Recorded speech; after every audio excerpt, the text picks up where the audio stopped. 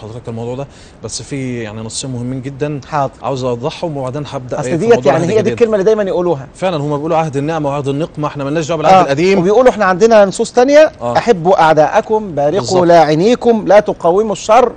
فازاي يعني كل ده هنرد عليه. بس يعني اوضح نقطتين بالظبط. حاضر. في برضو من امثله يعني القتل والارهاب اللي موجود على في الكتاب المقدس، في هوشع 13:16 بيقول ايه؟ تجازى السامره لانها تمردت على الرب الهها. ماذا فعل السامريون؟ كفروا بالله. فماذا جازاهم الرب اله المحبه والسلام كما يقول؟ فماذا فعل يسوع؟ يعني الشاب اللي هو بتاع بني سويف دوت اللي كفر بالمسيحيه ودخل في الاسلام، اللي كفر ده ممكن يحصل معاه حاجه من دي بالظبط. لو تسلم. ربنا يبارك الشيخ الازهر طبعا. يعني لو تسلم هيتخلص عليه. بالظبط. اتفضل. فالنص في هوشع 13:16 بيقول ايه؟ تجازى السامره لانها تمردت على الرب الهها. السامريون كفروا بالله. تمام. بالسيف يسقطون. طيب احنا قلنا السامريون رجال ممكن يكونوا مقاتلين، فلا اعتراض على ذلك. شوف بقى اللي جاي يا شيخ. بالسيف ايه؟ يسقطون. اللي بيكفر بالرب، اللي يكفر بالرب حتى لو دخل في الاسلام عندهم كافر يقتل. تحطم اطفالهم. تحطم اطفالهم والحوامل تشق. طب كلمة تحطم دي مش في حاجة حصلت مع رؤوس الأطفال في العهد هي قصة أرض بابل، هي أرض العراق لما سبي إليها بني إسرائيل. هوضحها بعد دي على طول إن شاء الله. تجازى السامرة لأنها تمردت على الرب إلهها، بالسيف يسقطون، تحطم أطفالهم والحوامل تشق. بالله عليك يا شيخ إيهاب، ما ذنب الأطفال؟ ما ذنب الأجنة في بطون أمهاتها؟ عايزين نشرح كلمة الحوامل تشق. الحوامل تشق يعني شق بطون الحوامل وقتل الأجنة. بطنها قدامها بالظبط، يروح جاي بالسكينة شق بطون الحوامل. شيء زي البطيخة. زي البطيخة بالظبط. ده كلام الرب. هل يعقل لأن هذا كلام الرب؟ الناس دولت كفروا بالرب. كفروا بالرب. النص تاني النص يعني بصراحة كلمة كفروا ديت لازم أعرف السادة المشاهدين. كفر يعني ممكن لو دخل الإسلام يبقى اسمه كفر. بالظبط. لو عبد الأوثان وترك المسيحية كفر. أي حاجة غير الإيمان إن سيدنا المسيح هو الإله أو ثالث ثلاثة ده اسمه كفر. أي حاجة غير كده فمن كفر أدي عقوبته. اتفضل. السؤال يعني هل يعقل أن الله تبارك وتعالى، وده سر إن الشاب لجأ إلى الشرطة حتى تحميه. هل يعقل أن الله سبحانه وتعالى أمر بقتل الأجنة في بطون أمهاتها؟ سؤال هتركه للسادة المشاهدين هم اللي يجاوبوا عليه. تمام. طبعا قصة تانية قبل ما نبدأ في موضوع العهد الجديد، بيقول قصة أرض بابل التي سبي إليها بني إسرائيل. تمام. اللي هي أرض العراق. طبعا في مزمور 137 عدد 8 بيقول إيه؟ يا بنت بابل المخربة طوبى لمن يجازيك جزائك الذي جازيتنا. طوبى لمن يمسك أطفالك. طوبى هي علامة فلاح. فلاح ونجاح. تمام. هيمسك أطفالك، هيجيب لهم الشوكولاتة والبونبوني والحلويات. هيقدم لهم الهدايا. طوبى لمن يمسك أطفالك ويضرب بهم الصخرة. يمسك دماغهم ويفرقعها ويضربهم بالظبط. وده اللي حصل. وده اللي حصل. يمسك الأطفال ويضربها في الأرض ويضرب بهم الصخرة. وده اللي حصل يعني. يا رب نجينا يا رب. اللهم لا تسلط علينا الظالمين يا رب. ده اللي حصل في الحروب الصليبيه فعلا. كانوا ممكن يجي بقى ايه يقول لك يا دولك يا عم دول بتوع محبه وما ياخدوش بالنصوص المشدده. ممكن يجي عندهم ارهابيين بيؤمنوا بهذه النصوص المشدده بالظبط، ويروحوا فاعلين كده في المسلمين. احنا ايه اللي يامننا؟ ايه اللي يامننا ان يجي واحد زي جورج بوش بيؤمن بهذه النصوص الدمويه لو سلط هؤلاء القوم علينا؟ اتفضل. بالظبط يا شيخنا. فيعني بيقول لهم اهل بابل اللي هي ليه اهل بابل هي ارض العراق لما سبي بني اسرائيل اليها لم يقدموا واجب الضيافه الى بني اسرائيل بما انه شعب الله المختار كما يقولون. فطوبى لمن يمسك اطفالك ويضرب بهم الصخره. والكلام ده هنشوفه في الحروب الصليبيه. الحروب الصليبيه لما دخلوا اورشليم كانوا بيجيبوا الاطفال يا شيخنا ويضربوهم بالصخور. بيشدوا الطفل وهو بيرضع من ثدي امه ويقذفوه ويضربوه في العمد او في اسوار المدينه. تمام.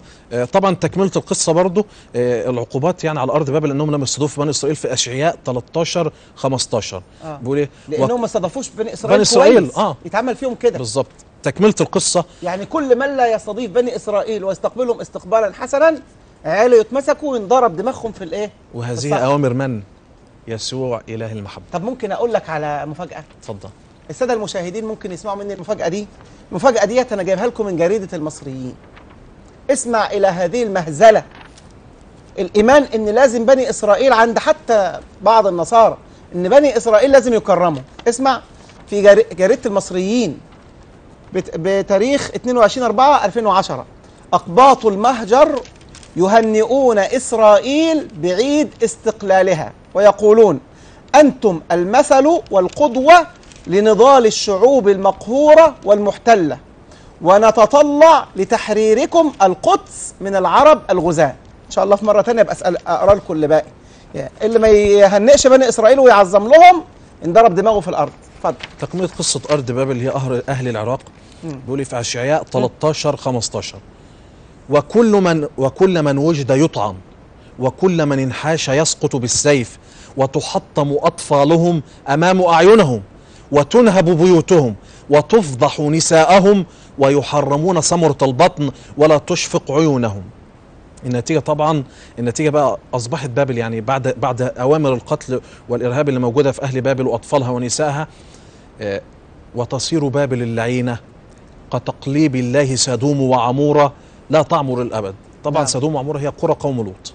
لا تعمر الأبد، ده بسبب ان هم ما استضافوش بني إسرائيل.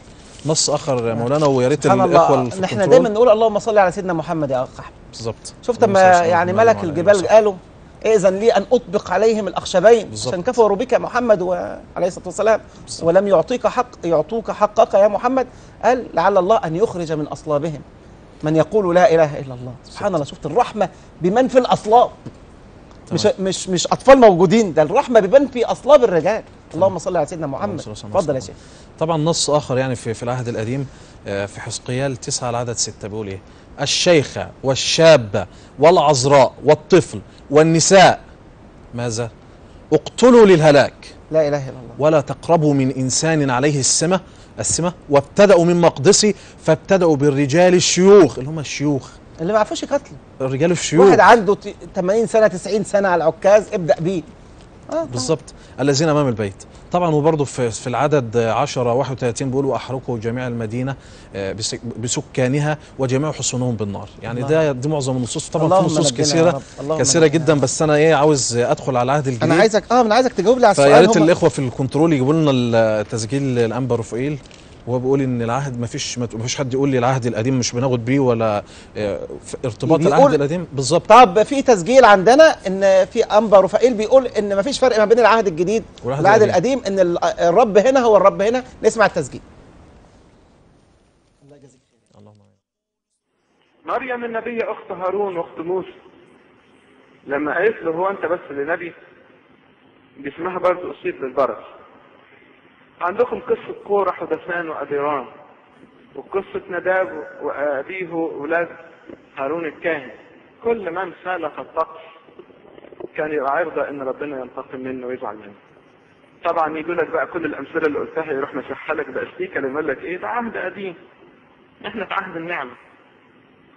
مسحها لك بأستيكة اللي يقول لك إيه ده عهد قديم، إحنا في عهد النعمة. هل يا جماعة العهد القديم اتلغى؟ المسيح قال ان انا جيت الغيه، ولا قال ما جئت لانقض بل؟ لو كان صحيح بين في عهد النعمه. عهد النعمه معناها عهد الفوضى ولا عهد الترقي؟ يعني اذا كان هناك نظام في العهد القديم فبالاولى بالكثير ان يكون في العهد الجديد. اذا كان هناك بيأدبهم فاحنا بنسعى في نهج الابناء اللي هم بيسلكوا بمنتهى النظام حسب قصد ابيهم. يعني أخي المسلم أختي المسلمة، يعني الكلام الذي سمعته الآن ليس كلام دكتور أحمد، وإنما كلام أنبا بيقول العهد القديم هو العهد الجديد ولا فرق بينهما، والنصوص دي تنطبق في كل الأحوال، ولكن ممكن